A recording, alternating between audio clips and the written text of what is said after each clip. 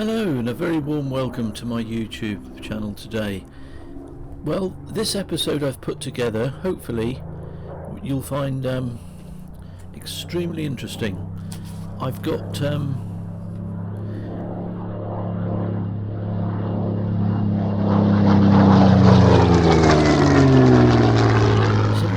interviews with some former RAF fighter pilots from World War II. And these are all fighter pilots that survived the Second World War. We start off with Wing Commander Bob Stanford Tuck, and then we have a chat with Squadron Leader Geoffrey Wellum, followed by Squadron Leader George Unwin, whose nickname was Grumpy, and a Flight Sergeant Brian Bird, followed by Squadron Leader Nigel Rose. Now they've all got different tales to tell. They're all very interesting, and I really hope you stick with it. The interviews don't start until about 3 or 4 minutes in, so please stick with it, and you'll really enjoy it, and don't fast forward. Okay, hold tight and pin your ears back. Take care.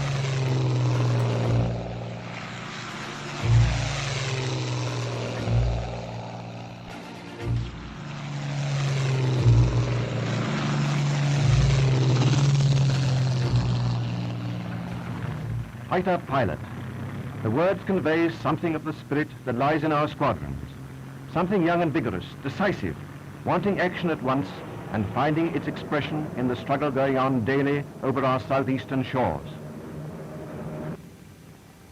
In many newsreels, you have seen pictures of fighter aerodromes, thick with aircraft towards which a swarm of mechanics and fighter pilots is making a determined rush.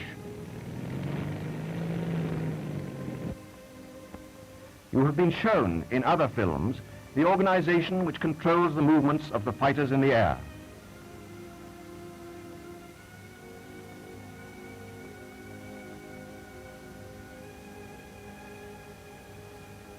But you have not yet been let into the mind of the men who do the flying, nor shown their feelings when in the air and going into a fight.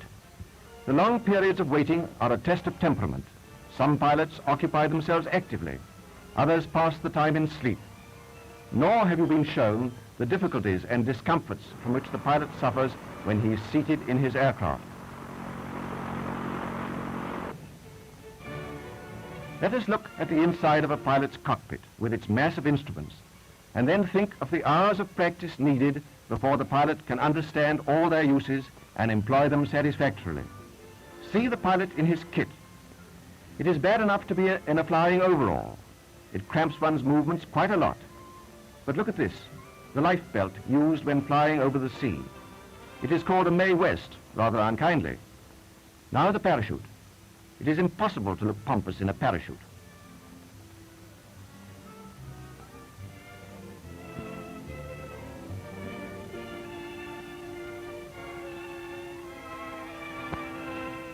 And now, having got our pilot into his seat, complete with cap, goggles, and the rest of the outfit, we have got to lash him in there so that he will not fall out.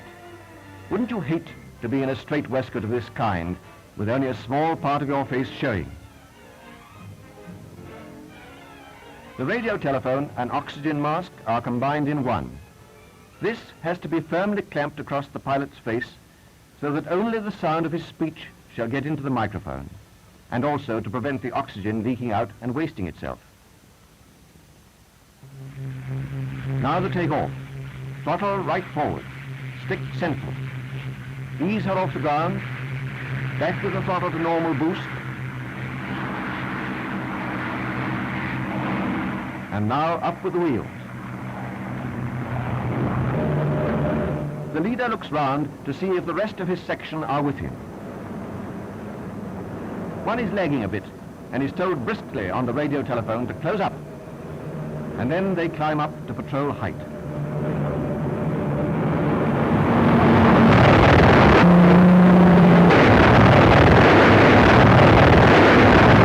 There's a stream of lead from the guns, and he's got him. That's one down.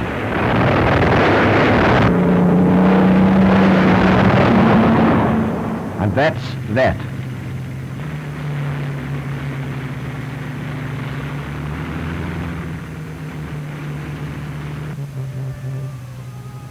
And so, back to the aerodrome, stiff and cold, but very pleased with life. The pilot is brought back to realities by depressed-looking airmen pointing to a large hole in the wing, the inference being that he is a bad pilot to allow himself to be shot up. When you read in your morning paper that our fighters have brought down 10 or 20 enemy aircraft, please visualize what you have seen today.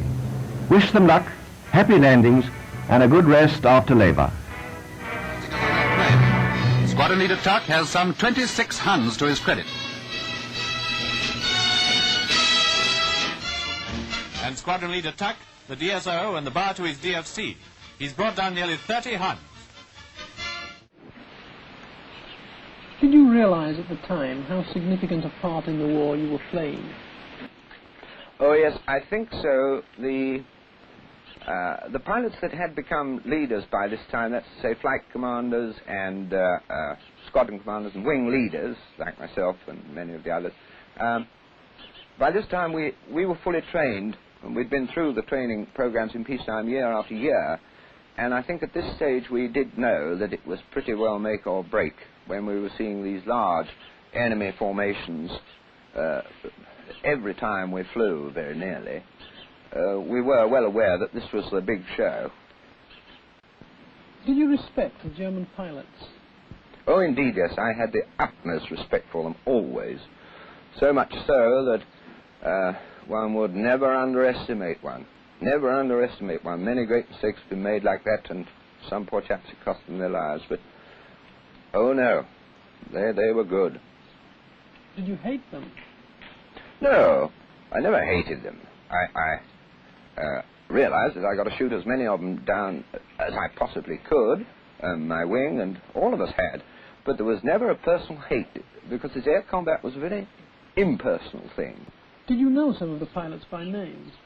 Oh yes, of course. I mean, we knew who were their big leaders and things like that. Oh, indeed, yes.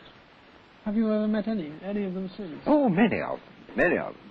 One, General Galland in particular, General Lédioc Galland, he had the Messerschmitt wing at Saint-Omer in France when I had the Biggin Hill wing of Spitfires, and we used to mix it quite frequently, although of course we weren't aware that it was each other, but we used to mix it quite often over France and the Channel.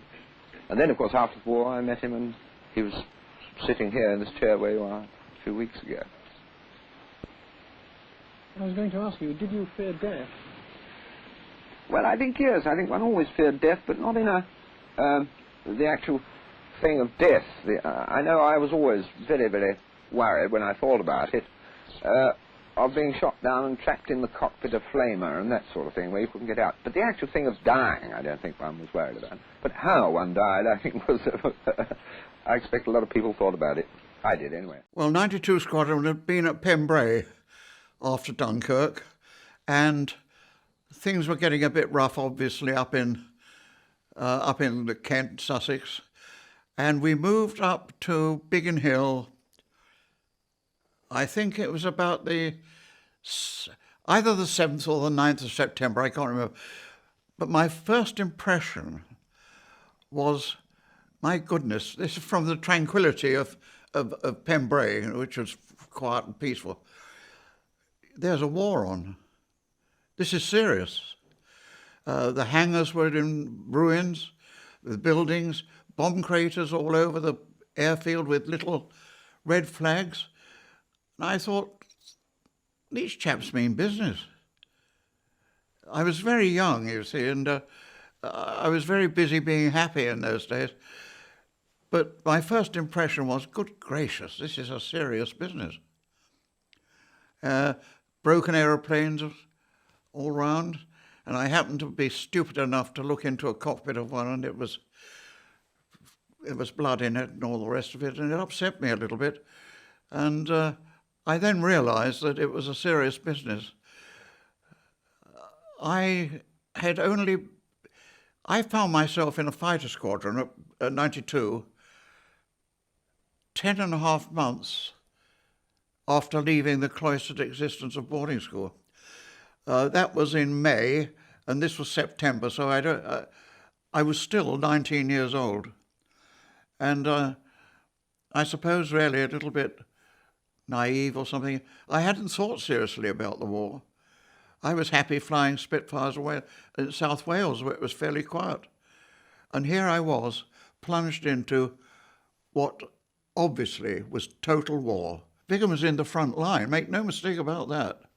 Kenley, Hornchurch, Biggin Hill was the forefront of all those airfields in the Battle of Britain. So all those airfields mean a lot to the Air Force today, but Biggin is known to be absolutely in the front line, and everybody associates the Battle of Britain with Biggin.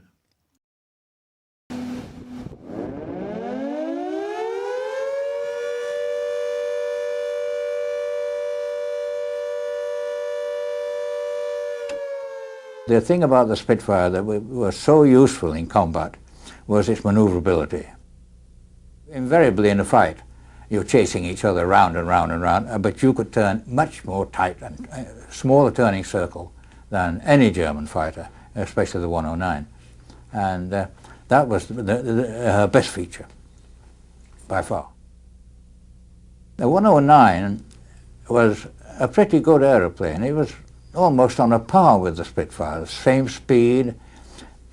It had one advantage over the Spitfire: it could get higher. And we always were at a disadvantage. Every time we met them, they were higher than we were, and of course that's always an advantage.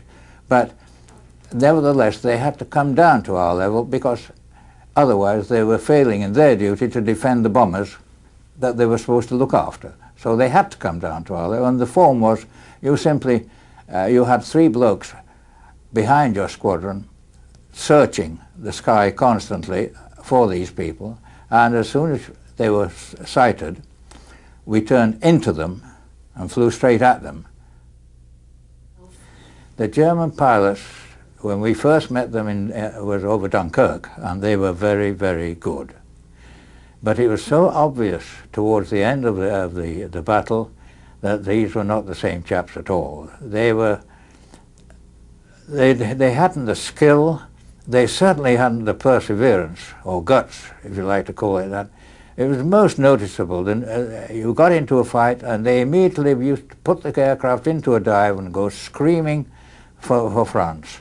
And their morale must have been absolutely rock bottom, because they were getting a pasting every time they came over. If we hadn't had the Spitfire during 1940, then I think it would have been very, very bad. In fact, I think we'd have lost the war. I'm sure we would. You will not find a Spitfire pilot can criticize in any shape or form the Spitfire. I've never met one. She really was the perfect flying machine. Well, my name is Brian Bird, and my rank was Flight Sergeant when I finished in the war. I joined up in, I think it was March 1943, and in those days the Air Crew Receiving Centre was at Lord's Cricket Ground. And I marched into Lord's Cricket Ground with my little bag to put my clothes in to send home to Mother. And I admired the green grass of Lord's Cricket Ground I'd never seen before, and I was quite absorbed with that, when a horrid loud voice from the other side shouted, "Get out of that bloody civilian coma!" And I nearly selected for as a pilot for training. And I was posted down to a place called Sywell in Northampton, a little airport there that's still there to this day. And it was there that I learnt to fly Tiger Moths. And I did 8 hours in the front cockpit with my instructor in the back cockpit. And one day he stopped the aircraft after we'd landed and got out and came to me in the front cockpit and said, "You've got to do your first solo." And I've never forgotten that. My 70 years ago, I did the squarest circuit I've ever done in my life, including operational flying. And I can see the water tower that I turned round, came down, made a good landing, and unfortunately spoilt the thrill of the whole thing, because whether you know it, but the Tiger Moth has a skid at the back, not a wheel. And it's very difficult to turn a Tiger Moth unless you open the throttle and get a lot of air flowing over the tail. And I was afraid to do that as a Sprog pilot. I didn't want to spoil the day by turning my aircraft upside down. So the poor instructor had to walk all the way across the aerodrome to take me back to my base. But he was very good, and he accepted that I was wise not to put the throttle on too much. And I glowed with pleasure at having flown solo in 8 hours. And there is a sequel to that. I took my flying book to Church Fenton when I was 75, and the young airmen of today looked at it and said, "Did you go solo in 8 hours? My God, it took us 25 hours." And I was very thrilled with that. And so that took me then to Manchester, to a famous place called Heaton Park, which was a transit camp.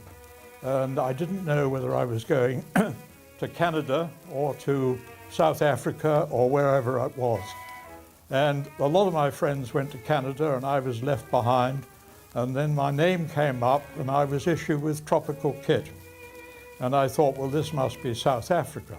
But let's be careful. It may be a feint that they're trying to suggest I'm going to South Africa and I'll go to Canada and they'll take the kit off me when I get there. But it was South Africa. And I went on to a ship in Liverpool, and we went out into the Atlantic, and I thought we were still going to Canada when the ship was still going east. And eventually it turned round and it went through Gibraltar. Unfortunately, as far as I was and other people were concerned, it went through Gibraltar at sunset. And if you realise that, and I said it was going east, it's going west. When you realise the sun sets in the west, all the silhouette of the convoy was lit up by the sunset. And of course Morocco was stiff with German spies. And lo and behold, about a day later, we were attacked by Stukas, a German Stuka, dive-bombed, and we all had to go below decks. And the smell of cordite lives with me to this day. But we were fortunate, we weren't hit. There were 3 ships that were hit, and 2 of them sank and one went onto the North African coast. But the rest, the next day, the captain of the ship put the radio on, and he said, there is Lord Hawhaw's program from Germany. Germany calling, and he went on to say that the convoy they had attacked in the Mediterranean, they'd sunk 30 ships. What he didn't realise was that half our ships went off to Malta, and our remaining few went on to Suez, and there I changed ships.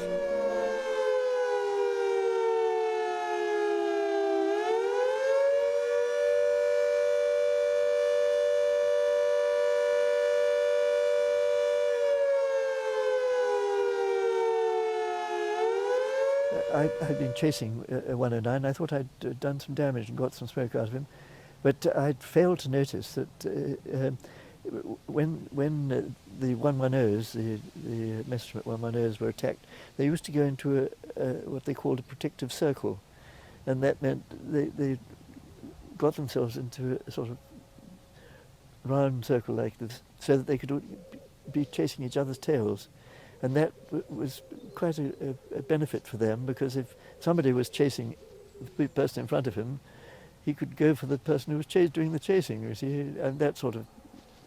And that's exactly what happened in my case. I forgot to look for anybody who might be second in the row or whatever it was, and it was a hell of a bang and crash, and the cockpit got an awful mess, and I found the aircraft was suddenly nosing downwards, heading towards the sea, which was a long way away. It was I was about 16,000 feet or something at the time. It was a long way away, but it was going down fairly rapidly, and I thought, God, I better start preparing to ditch, and so I undid my belt and and the straps that lock you in, and started to think about getting my feet up off the pedals and into a place where I could lever myself out into the sea.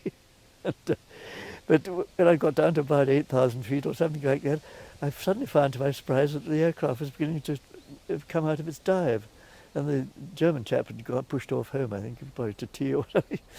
And so I started to pull it out, ease it out, and I was only about 3 or 4 miles off the coast by then. And so I eased it back and made for West Hampton airfield, my airfield. Well, I hope you agree that these were outstanding pilots and outstanding men who fought in the Second World War. They were tremendously courageous, and their service to the country was unparalleled, and it really was really interesting to listen to them talking all those years later about their experiences during the Second World War. I really hope you enjoyed it, and look forward to seeing you on the next one, and just wish you all the very best. Take the greatest of care. Cheers for now.